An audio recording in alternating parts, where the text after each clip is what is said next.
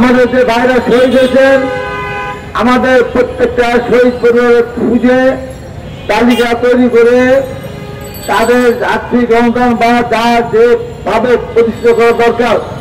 আমরা রিক্সাওয়ালা মারা গেলে তার সামনে রিক্সা কিনে দেন, একজন টেম্পোওয়ালা মারা গেলে, উবারওয়ালা মারা গেলে তার পরিবারকে একটি টেম্পো উবার কিনে দেন। যারা চাকরি করার মতো সন্তান আছে যে বলবো তাদের একটি করে চাকরি দেন। এই সামান্য মানুষকে যদি আমরা পরিবহন করতে না পারি তাহলে শহীদের আত্মা কষ্ট পাবে। আমাদের এই জোড়া আন্দোলনের যে আশা যে উদ্দেশ্য ছিল এইটিকে যদি আমরা বাস্তবায়ন করতে না পারি তাহলে এত বড় দায় দায়িত্বের কথা আমরা বলছি এগুলি কিভাবে বাস্তবায়ন করবো? এইটা বাস্তবায়নের মধ্যে দিয়ে বলেন যে আমরা এক দাবি গিয়েছি, প্রাথমিক কাজটা আমরা করেছি। আজকে সমস্ত সোশ্যাল মিডিয়া কি দেখছে, রাষ্ট্রপতি দেশ ছেড়েছেন, এখন ব্যাংকক গিয়েছেন, চিকিৎসা দেওয়া গিয়েছেন না সন্তানদের নিয়ে গিয়েছেন আমরা জানি না, স্বরাষ্ট্র মন্ত্রকের কাছ থেকে ক্লিয়ারেন্স দিয়ে গিয়েছেন কিনা তাও জানি না। এর পূর্বে আমরা দেখেছি আমাদের সবচেয়ে বিশ্বস্ত জায়গা ক্যান্টনমেন্টের সেনানিবাসে 662 না 26 জন আশ্রয় নিয়েছিল। তারা কারা? তারা সবই তো দুর্নীতিবাজ। তারা সেখানে পালাবে কেন? তারা সেখানে মানে নিরাপদ জায়গা খুঁজে নিরাপদ জায়গা মনে করবে কেন? এই সমস্ত দুর্নীতিবাজরা এখন কি ক্যান্টনমেন্টে আছে? এই সরকারকে বলতে পারবে? এই সরকারকে তালিকা দিতে পারবে যে 626 জন 65 জন সেখানে আশ্রয় নিয়েছিল?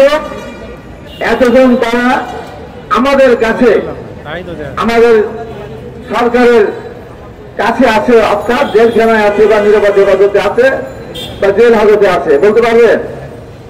বলতে পারবে না। কারা কারা ছেড়ে গিয়েছেন সেই তালিকা কি সরকার দিতে পারবে? তাও দিতে পারবে না। এখন কতজন আছেন তা কি বলতে পারবে? তাও পারবে না। তাহলে এটা কি সরকার? যে সরকার তার এই সমস্ত দুষ্কৃতিকারীরা সেনানিবাসে আশ্রয় নিয়েছিল, তারা যদি সরকারের নলেজের বাইরে বা সরকারের নজরদারি এই বিদেশে চলে যায় এবং যারা পাঠিয়ে দিয়েছে বলতে হবে তাহলে তারাই তো শক্তিশালী, সরকারের তো এখানে কোনো ভূমিকা নেই। তাই আমি পরিষ্কার করে বলতে চাই, দেশের মানুষ কিন্তু অপেক্ষা করছে 1 মাস ধরে ভালো কিছুর জন্য। আজ পর্যন্ত একজন আওয়ামী দুষ্কৃতিকারী বা যারা অন্যায় করেছে খুনি তেমন কাউকে আমরা বিচারের আওতায় নিয়ে আসতে দেখছি না। একজনের ব্যাপারে শুধুমাত্র আমরা শুনলাম তদন্ত হয়েছে বা বিচার কাজের সামনে দিকে এগিয়ে যাচ্ছে। তাহলে এই যে 1,500-এর উপরে শহীদ হয়েছেন, তাহলে এই বিচার করতে, এই তদন্ত করতে, এই নামে তালিকা করতে কতদিন লাগবে? তাছাড়া তো 17 বছর, 17.5 বছর, 15 বছর বিএনপি সব বিরোধী দলের লক্ষ লক্ষ নেতাকর্মীদের মিথ্যা মামলা দেওয়া হয়েছে। সেই মামলার কি হবে? এখন আমাদের মামলা আছে, এখন আমাদের হাজিরা দিতে হয়, এখন হাজিরা দিতে জামিন কেটে যায়। আমরা জমি দখল করতে গিয়েছিলাম না, আমাদের মিথ্যা মামলা দেওয়া হয়েছিল। এভাবে এই বাংলাদেশে সর্বপ্রথম আমাকে টকশো থেকে ধরে নিয়ে আসে 2015 সালে 12 জানুয়ারি। সেই মামলা, সেই ধরে নিয়ে কয়েকটি মামলা দেওয়া হলো গাড়ি ভাঙচুর অগ্নিসংযোগের। সেই মামলায় বিগত 25 সরকার সর্বপ্রথম আমাকে 2 বছর 4 বছরের সাজা দিয়েছে, জরিমানা করেছে।